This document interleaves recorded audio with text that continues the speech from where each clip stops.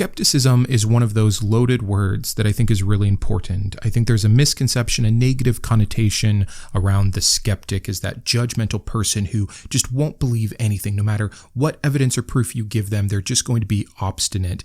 And that can be true to a point, and at least that initial obstinance can be important. But I agree that I think it can go too far, and I made those thoughts clear in my video from 2 weeks ago on radical doubt, where we looked at Pyrrho of Elis and his philosophy.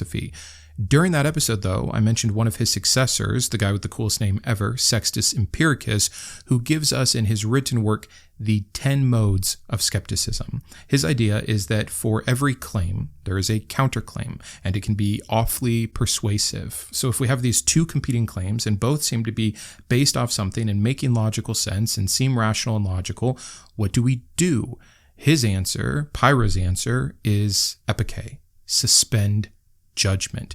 And the idea of epike is that it will lead to ataraxia, that inner peace. So this is really fun for me because we're building off of what we have already laid the groundwork for. We talked about Epicurus and the idea of ataraxia. Then we talked about Pyrrho and the concept of epike. And now we're here, getting to look at these 10 modes of skepticism, and I'm going to try to make them more applicable in modern times. So let's just dive right in. The first 4 modes are kind of grouped together under the term relativity. It's all about our perception. Our first one here is the difference between animals, and we're just another animal. So if animals perceive things differently than one another, and thus we do as well, maybe we're not getting the full picture. Sextus gives us the example of olive oil. It's soothing to humans, but it's very bothersome and sometimes even dangerous for certain animals. What is pleasurable to one might be harmful to another. The cool thing is, since Sextus's time, we have so many more modern scientific examples that we can give. So often when we're having these conversations about perception, we'll talk about how a dog can hear a high-pitched whistle, or how a bee can see these ultraviolet colors or patterns in its flowers. But that's invisible to us. Cats can see in near darkness, but we cannot. There's a whole other world with different rules, different smells, different sights, all based off how we're born. Our senses are just that. They're not universal detectors for reality. So the point here is simple. If different creatures can experience the world in different ways, then no in particular creature, and that would include humans, can claim anything near objective truth. Now, I don't want to spend too much time on any one of these, but I think while we're getting into it, it's important to give a caveat here. And it's, again, a lot of what I said in that last episode, so I'm going to be brief here, but feel free to see my full thoughts there. I think you can go too far. I think it can get to a point of diminishing return, but having this as a basis, having this as an understanding as you move forward in trying to figure out what you believe about yourself and the world and the big questions of life is so very helpful and meaningful. If it leads you to some bad depressive nihilism that you can't get out of, you've probably utilized it to an unhealthy degree. There are facts to our reality that are not fun to think about or to know, but they can be beneficial, again, to have as a base in moving forward. That's the balance that someone like Descartes brought, where he did use that same radical doubt to strip everything down, but then through reason and logic and rationale, he started to build it back up. But I'm not going to keep rehashing the old episode. I just wanted to say that. Let's move on to our second mode, the difference between humans. I want to always first give you Sextus's example. So he talks about how some people love music and others, they just find it annoying. It's irritating to them. Or even within different kinds of music, you can have those same two people have completely opposite reactions. He talks about how some enjoy strong wine and some cannot stomach it. A modern example might be that cilantro tastes amazing to some people and like soap to others, or the blue versus gold dress or whatever it was, right? Same thing. And many people, by the way, it was fun to see the conversations when that whole phenomenon happened.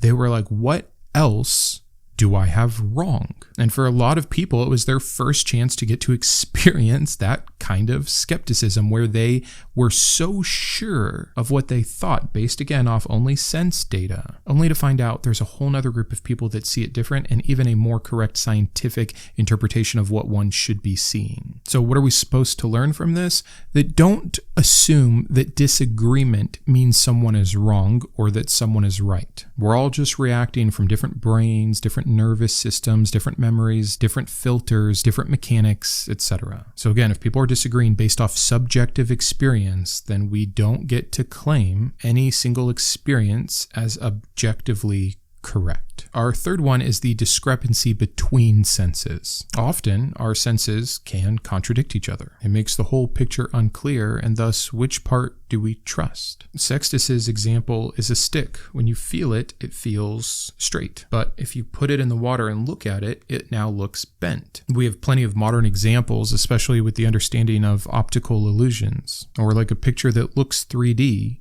but it's not. A food that looks good, but then you smell it and smells rotten. Now, we've given a hierarchy in these things. We typically trust what we see more than what we hear. We hear something, what do? We look around to confirm. But if we don't see it, now we're left with this uncertainty. But we still might say, oh, our ears were playing tricks on us. There's nothing there. Look, right? There's a discrepancy between senses. That last example with the food is another great one. We might see food that we know we like from our memory. It looks visually appealing. We get it closer though, and the smell tells us something different, that it's bad, even though our memory and our eyes are telling us that it's good. But here, most people would default to their smell. Nope, this has gone rotten. And by the way, people like Pyro and Sextus were aware of this, that there were ways through the problem. They just wanted to first highlight the problem so that as we look for those solutions, those fixes, those ways of still negotiating in an imperfect and non-objective world, we could do so better than we might otherwise if we were just walking around without this strong skepticism. Be slow to believe first impressions might be the main point of this one. And the fourth one here, the last one in this little group about perception, is the bodily and mental conditions. Again, I touched on this just a bit earlier. Our physical, our emotional, our psychological states all impact how we receive information and how we analyze that information. There's a distortion happening all the time. You're too tired, you're too hungry, your hormones are doing whatever. These things can fundamentally change what seems to be our reality. Sextus's example is about honey. It actually tastes bitter to people that are dealing with jaundice. So wait, you have this substance that can taste amazing or terrible based off your physical condition? How do we know what the status quo is? How do we know that the non-jaundice person is tasting honey correctly? Maybe honey's always bitter and the rest of us are suffering from some whatever non-jaundice is, where we misrepresent what is actually happening with honey, and jaundice returns us to our normal. Now, there's no good reason to think that, but there's no good reason to think that we know that honey is indeed sweet, when we can see humans under different circumstances have different reactions, as well as certain animals have varied reactions to it. And these examples can come in so many different fashions. Again, going back to food, when you're sick, food tastes different. It can taste bland. But when you're starving, food that you hated can taste like the most amazing thing you've ever had. Or in a completely different tone, have you ever gotten a compliment when you're in a bad mood and you took it offensively? It annoyed you. Maybe you thought they were buttering you up or just flattering you for no reason. Have you ever been in a depressive episode and good news was meaningless to you? So the point here is be wary of making conclusions in general, but definitely based off any individual moment or observation. Fun fact, and directly against the advice of my dad, who told me when we were first starting to look for houses to buy,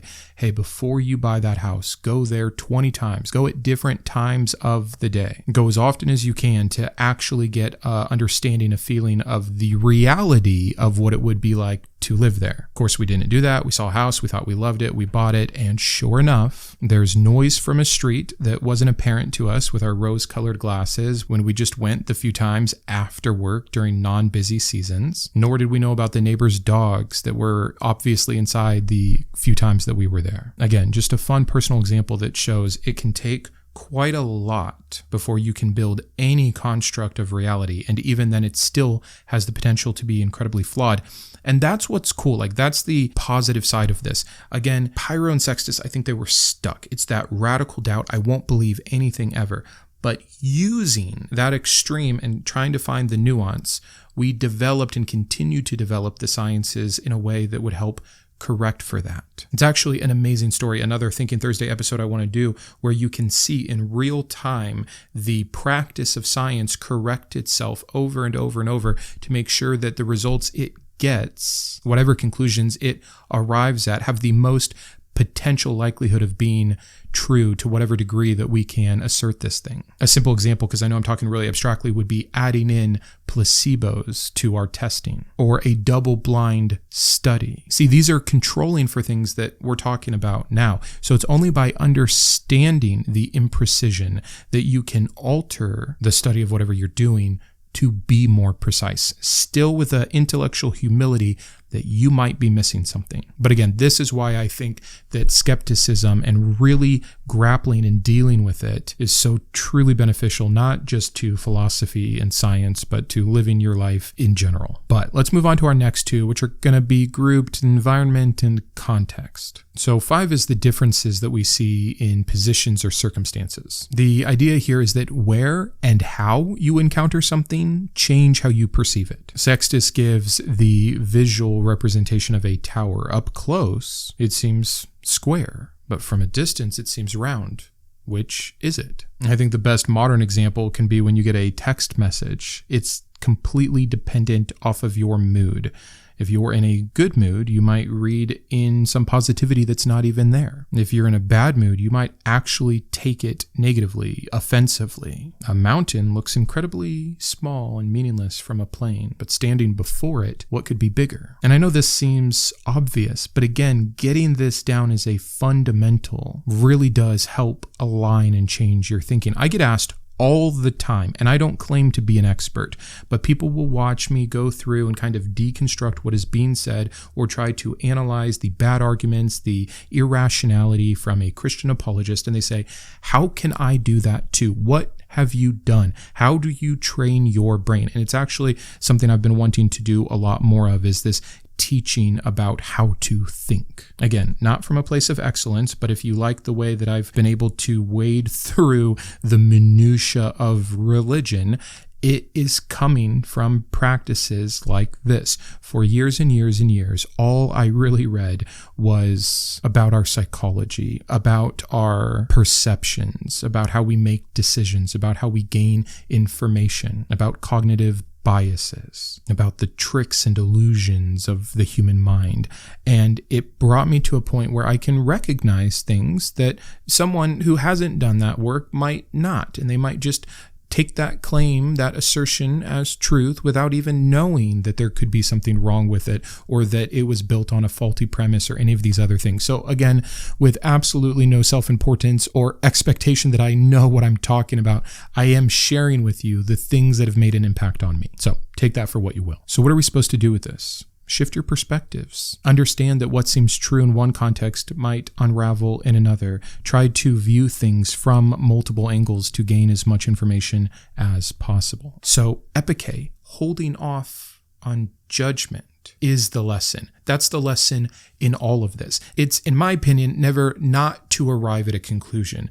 It's to slow down. It's to get more information. It's to understand what information you need to get by understanding how it can go wrong. So just looking at mode 5 here of the 10 modes of skepticism, we understand we might need to continue to try something more than once in different states on different days so that we can actually know what it is or how we feel about it. Let's move on to number 6 though, mixtures and combinations. And it kind of builds off the last one. It's that observations are never built in a vacuum, never perceived in isolation. And these mixtures influence how we see them. Sextus gives some actual physical examples of this. He talks about wine when watered down, a different mixed ratio, a different proportion, tastes different, and even has a different effect. Scents shift when blended. The most amazing oil or perfumes, if mixed even together between two amazing scents, might now smell foul. We know this to be true. A song sounds so much more rich and full when we're wearing good headphones. Wine tastes so different when paired differently with either chocolate or cheese, or a different kind of chocolate, different kind of cheese, or following a different kind of wine or a palate cleanser. It's amazing how much we know so much of this and have already built in and tried to account for this, and still we get tripped up by it. So leaving beside the wine example, when you are reviewing a person, an idea, a truth claim, ask, what is it being paired with that is affecting my view of it? Again, this is just context, but it's incredibly important to understand. Moving on, 7 and 8 are kind of paired together under our customization or conditioning. So number 7 is the effects of custom or habit. And what's stated is that cultural training shapes what we believe is real, what we believe is right, and even what we believe is obvious. In Sextus' example, he gives the difference between the Persians and the Greeks. They're both still humans, but their customs are so different that they have a completely different interpretation of even something as large as morality. But not just what's moral, even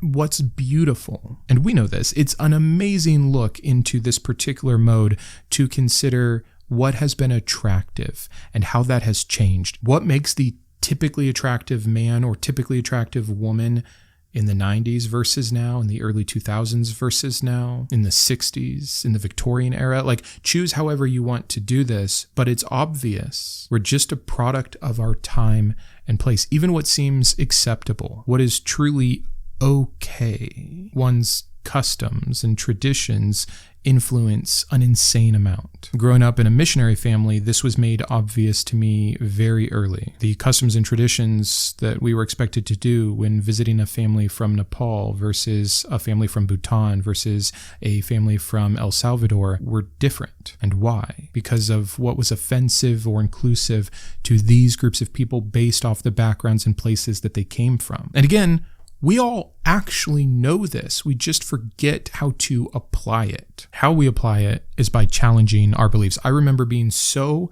young, and I think it was a teacher that came to school and they brought chocolate-covered crickets. And they said, who wants to try this? And of course, all the kids were skirmish, and a few of the boys were like, I'll do it. Only to be told then afterwards that this is an incredibly common diet and totally acceptable in many parts of the world and throughout history. Well, that wasn't true for when and where I lived, and so it was bizarre and even gross to me. So the question should be, did reason lead me to this conclusion? Or was I trained to see this thing this way?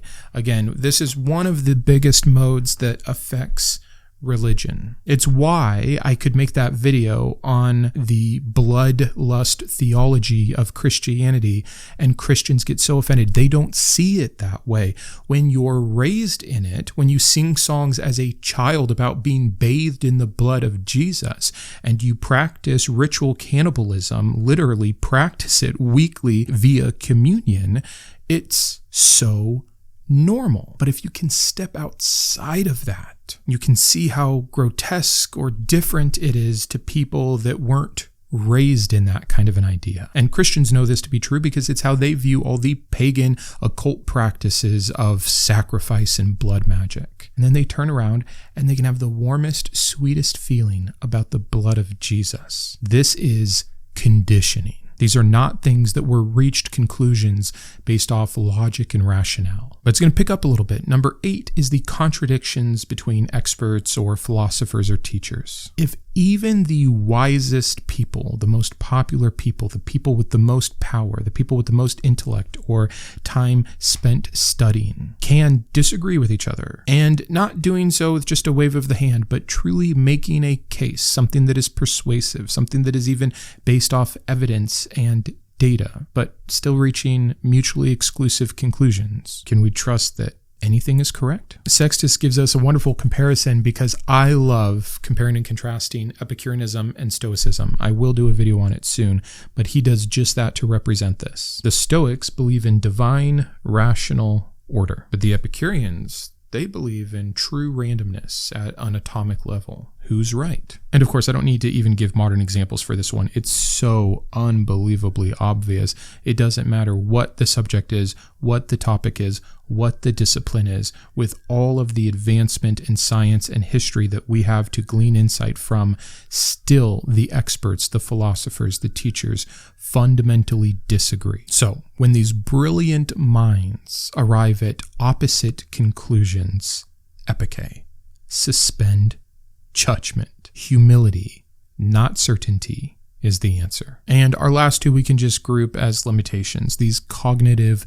limitations, as number 9 is the effects of rarity or frequency. And it's a weird thing. We value things differently based off how often we experience them, not their inherent nature. Sextus gives one of my favorite examples here. He talks about the awe-inspiring nature of the eclipse. It's so meaningful. How many predictions have been based around this kind of an event?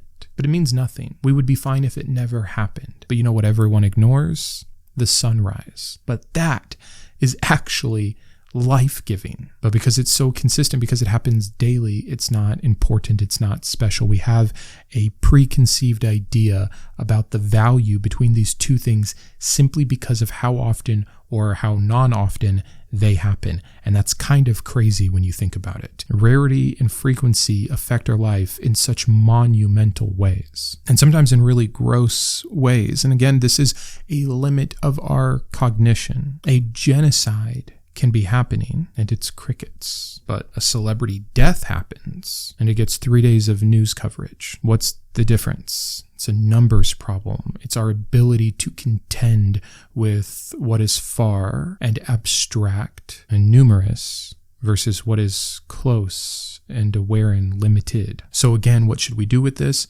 We should examine if and what we overvalue just because it's rare or even seemingly rare. And is there anything we undervalue because it's common? Frequency biases judgment, and rarity does not equal truth or worth. So, a very good point to understand. And our last one, number 10, is the dependence on comparison, which essentially says that we can't evaluate something on its own, only if we compare it to something else. So again, this is just perspective, but again, it's really important to understand. Is a person tall? How can you know? You only know if someone is tall by comparison. Now, this might be something you've never even considered before. If there's two people on Earth, you and someone else, and they are above you in height, they are taller than you, and that's your standard for tall. But what if you're 3 foot and they're 3'1"? Well, they're still tall because there's nothing else to compare it to until you learn that there's 10 more humans over there and they're all 4 foot. Oh, well, this person who was tall to you a second ago is now short. But then you learn there's 100 people over there that are 6 foot. Well, now even these 4 foot people are all incredibly small in comparison. And so the definition, the very meaning of the words that you're using are completely dependent off of not just comparison, but your ability to even get to compare them. This is why science is so important, because it's actively seeking out the requisite comparisons to make the data useful. And in the height example, there's something objective there. There's something to be measured, but it's even worse when you get into kind of the subjective feelings around comparison. Have you ever been at a job and you loved it? You were happy with it. You were content. But then 2 of your friends get promoted and you found out you're actually getting paid a base pay $10,000 less than the person who sits next to you, even though you feel like you work harder than them. And all of a sudden, all this comparison comes in and now you hate your job. Or, and I try to point this out to my kids all the time, the advancements in technology, once we start comparing it, my iPhone 13 feels old and slow and like it sucks. But that's only because I'm comparing it to the 16. If you had given 16-year-old Brandon an iPhone 13, it would have been the device of the gods. But comparison changes that. It gives structure to our view and opinion of things. So is your judgment on these things absolute, or are you reacting to a contrast? Judgments are always relative then, are they not? If we cannot isolate truth from comparison, maybe we shouldn't be certain of it. So that's it. Those are the 10 modes. And again, I think they're unbelievably important. And to me, they all point to one unified insight, probably a few things you could point out here. But a quick recap. Perception is unstable, subjective, and conditioned. Therefore, we should suspend judgment. I mean, that's the whole thing. It's the case for epike. Embrace epike. Don't rush to conclusions. Instead, have a calm, rational withholding of belief or judgment. And this is where it's important. I don't think that means for us to be apathetic, right? I would throw all this out the window if in actual application you could witness something horrible going on and say, Can't be sure if that's happening, so I'll do nothing. I still think we have to play pretend. I still think we have to act as if. But right before we act, right before we engage in this social negotiation, can we be a bit wiser? Can we have a bit more information to hopefully make a bit more educated of a decision, or understand the decisions we were about to make and why they could be erred or wrong, and revisit? The goal is ataraxia, not hedonism. Ataraxia, the peace of mind, true inner contentment through freedom from dogma. But that's the 10 modes. I want to kind of quickly wrap up with some final thoughts here. It's so hard to talk about these things that happened 2,000 years ago. These thoughts that were being had, because it's before so much of what we now have that has corrected for that. I kind of gave an allusion to that earlier, and not that I think we can correct for it perfectly, but I believe people like Pyro and Sextus would have loved science. The idea that all theories should always be provisional and falsifiable meets perfectly with what they were warning about. They would love that science tests and doubts and tries to correct itself. And yes, there can be an abuse of science or people that claim that the science is settled, which should cause any skeptic's eyebrow to go up. But in general, the scientific practice or study is the best way we have of gaining information that has the most potential to be accurate enough to be useful and beneficial. And I think that's as close as we can get to truth. But I digress. Even more abstractly, psychologically, the current, and it still has a long way to go, but it's a lot better than it used to be, understanding of mental illness or mental health or mindfulness practice. These things mirror epike. Label your thoughts as just thoughts and see them pass by. Comparison is the thief to all joy. Don't judge your emotions, observe them. Truly, this is all built off the same kind of, believe it or not, skeptical ideas about withholding judgment and understanding our biases and understanding our influences. So, how do I wrap this up? Because I think there's a mixed message. I think that sometimes people can hear episodes I do like this and they can say, oh, so you just can't know anything. But what if instead of saying you can't know, you just said you don't have to? This, I think, is the biggest point. In fact, I saw it in the comments, by the way, especially from Christians on that Pyro video. They were talking about then the benefit and usefulness of religion and of Christianity because it offers answers. But if they're not true answers, it doesn't matter. I'm not interested in your gap filling. I'm not interested in your storytelling past its use as a story. I'm not interested in the lies that religion offers up because it's uncomfortable with not understanding. You're missing the point entirely if you see all of this skepticism and doubt as inherently negative and useless, and thus why we need religion. No, we need more of the I don't know and it's okay not to. And here's the ways we might be thinking about something incorrectly instead of the dogmatic claiming of perfect truth and knowledge. You don't have to rush to fill every gap. You don't have to rush to label every experience. You don't have to be the judge of others. You don't have to fix every thought that comes up. And you don't have to hold a belief just because everyone else around you does, or that's what's common or popular at the time and place you were born. Sextus says, or I think he's quoting Pyro here, that he who claims to know is already deceived. Suspend judgment, not your curiosity. Live well, not dogmatically, and find peace in that empty space where certainty used to exist. I have lost a lot of certainty in my life. That doesn't mean I lost a lot of facts. That doesn't mean I lost a lot of truth. I lost a lot of certainty through my deconstruction and deconversion, not just with then my faith and my religion, but all the things that answered for me. Again, morals and truth and meaning and purpose. But I'm okay. I'm probably closer to ataraxia, if such a thing can exist, than I ever was before. I'm truly okay not knowing. I would like to know. Sometimes it sucks not to know. I'm a curious person. I want to know what happens when we die. It is not a fun thought to think that I only get these next 70 years left with my loved ones, at best. But I also see a lot of beauty in that, and I also see no reason to make up stories that that's not the case. I don't need religion, just like I don't need lies. I'm content. It is what it is. We can only know what we can know. Even then, it may be wrong. It's okay not to know and to say, I don't know. And again, find the peace in those spaces in between. That's it for today. I hope this is helpful to you guys. I know that so many of us struggle with this. And even myself, I get accused all the time of just being someone who tears down instead of offering anything, instead of building anything, instead of making a positive claim. Right. Because I don't know isn't a positive claim. I'll add some positive claims in there like I just did now for what I think you can get from this, that you can find peace or more peace with this than you can with dogmatism. That if something is definitely false, we should be okay leaving it behind, especially if it's harmful. But that doesn't mean I know what the perfect next thing is, and I don't claim to, and I don't have to. And honestly, step one, the most important step, might be getting the billions of people that still believe in a fake deity because they can't rationally think past their context and their time and their culture. Maybe we should help that stop before we talk about how I have to come up with the perfect solution to all the world's problems before I can criticize one of the world's definite problems.